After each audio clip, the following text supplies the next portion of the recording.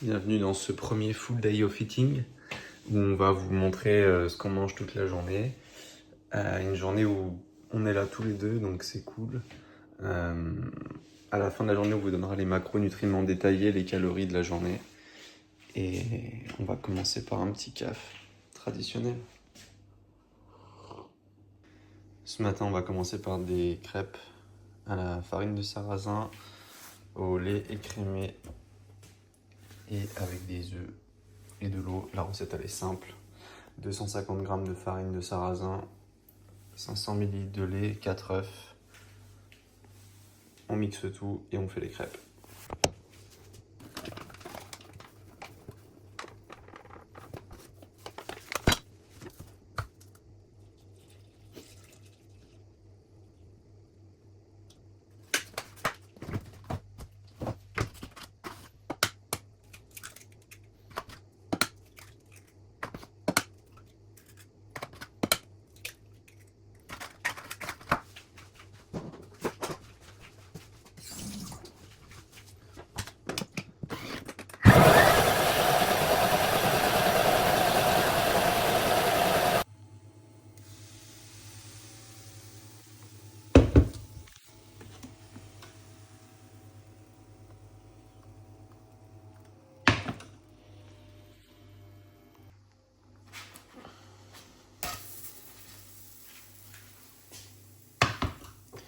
Un peu dorée, un peu cuite. C'est vraiment de mettre le pot plein sur la balance et prendre du pot directement. Comme ça, pas d'erreur de grammage. Et si jamais vous léchez la cuillère, et ben, c'est quand même notifié sur la balance. Bon app. On enchaîne maintenant avec le repas du midi. Alors en entrée, on aura une salade de tomates avec chèvre allégée, bûche de chèvre allégée, vinaigre balsamique, pas d'huile d'olive pour l'assaisonnement, sel, poivre. Et en plat, on va avoir un mélange de boulgour et de sarrasin avec de la viande séchée. Voilà, pas gras et très protéiné.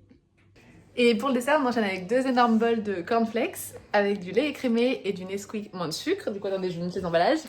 Voilà, pour moins de gras. Et ça, pour moins de sucre. C'est hyper régressif, on a l'impression de retourner en enfance et en ce moment, on en raffole. Bon, journée très mal gérée au niveau des calories parce que là on arrive, il est 20h15, il me reste 2000 calories à manger. Du coup, grand mot, les grands remèdes, gros plat de pâtes. Là, le noni, il est en train de verser les pâtes dans notre bol du soir. Parce que oui, notre vaisselle, c'est un saladier. Vous noterez que c'est à la pâte près, hein. Pas le droit à l'erreur. 250 pile poil. À combien on s'arrête? 300 et non. Le gars va manger quasiment un demi-kilo de pâtes. Du coup, les pâtes toujours pesées crues. Et bien sûr, comme on est un couple goat, chacun sa casserole pour pas qu'on confonde. Parce que souvent on nous dit, mais moi je fais à manger pour deux. Du coup, après, il faut que je partage, il faut que je repèse. Alors, il y a une stratégie. Tu peux tout faire cuire dans une casserole. Tu sais combien tu as mis de pâtes crues. Tu pèses cuit. Et puis tu calcules, tu essaies de diviser. Mais au final, c'est plus simple pour pas se tromper de faire comme ça. Sauf si ta meuf mange autant que toi. Ça arrive parfois. Ça arrive. Ah oui, et ce que je voulais rajouter, c'est que pour faire cuire 700 g de pâtes, il faut vraiment des gros contenants. Et vous comprenez bien que du coup, pour faire des box pour le lendemain, bah pour nous, c'est pas possible. À moins d'avoir vraiment des casseroles de 5 litres, mais pas forcément envie de faire cuire des kilos et des kilos de pâtes. Donc le midi, vous allez voir les autres jours comment on se débrouille. Ah là, je le coupe. Oui. La petite menthe, le petit basoul. Hop. Du coup, je coupe quoi? Celui-là, il est bien là, non? Oui, ça filme. Voilà. Tac. Et après, tu vas le mettre dans Dans la sauce. la sauce. Donc là, c'est un poivron grillé au air fry, de la feta à 9% allégé. Ici. On la trouve pas partout. Franchement, si vous en trouvez, faites le plein. Ouais, grave. Et du basilic frais. parfois, on rajoute un oignon déjà cuit, mais là, on a oublié de le faire cuire, donc pour pas que ce soit trop fort, on met pas d'oignon ce Du soir. bon basilic grenoblois bien pollué. Un bon comté de Franche-Comté. Là, on est content d'avoir des fats pour ce soir. Hein. Donc le gruyère sur les pâtes, ça se traque au même titre que tout le reste. Parce que si vous commencez à faire vos recettes de pâtes et que vous traquez pas votre gruyère, autant vous dire que ça va être la guerre. J'avoue que moi je mange pas beaucoup de fromage, mais aujourd'hui il me manquait 40 grammes de fat, donc ça va être de la fondue. J'ai 90 grammes de comté. Et ça va être pas mal du tout. Tac, donc les pâtes sont passées, cuisson al dente. On rappelle que la cuisson ça peut modifier l'index glycémique des aliments. Plus les pâtes sont al dente crues, plus elles vont être à un index glycémique bas. Plus elles sont très cuites, plus il y aura un index glycémique haut. Et là je vous explique ce que je fais, je lave les pâtes, ça va enlever l'excès d'amidon. Et l'amidon c'est une vraie colle naturelle. Donc en fait tous ceux qui mettent 1 litre d'huile pour pas que les pâtes elles collent, sachez que vous avez juste à les laver et elles colleront plus. Donc voilà, je vous fais faire des économies de lipides. Après il suffira de réchauffer votre assiette au dernier moment si vous avez besoin. Et voilà, une fois dressé, 400 g de pâtes, 250 pour Sabine, 2 bons gros saladiers des familles, et comme ça pas besoin de dessert pour finir les macros de la journée. Donc aujourd'hui pas forcément de vidéo d'entraînement, le but c'était vraiment de vous montrer une journée entière de nutrition. Il faut savoir qu'on fait énormément de sport. Moi je tourne entre 15 et 20 000 pas par jour, 17 de moyenne là depuis quelques mois. Sabine pareil, voire plus. Il faut se rendre compte qu'on a une activité physique qui est quand même très, très intense, donc on ne vous dit pas de faire ça chez vous. Par contre, sachez que si vous vous entraînez tous les jours, que ce soit en trail, en vélo, en musculation, vous faites des pas avec, normalement vous devriez avoir un apport calorique assez conséquent. On va voir le détail dans l'application qui suit. Ok, du coup, petit récap de cette journée. En gros, il faut savoir que moi, comme objectif par jour, j'ai 750 g de glucides, 200 g de protéines, 80 g de gras, pour un total de 4500 calories par jour. Pourquoi ?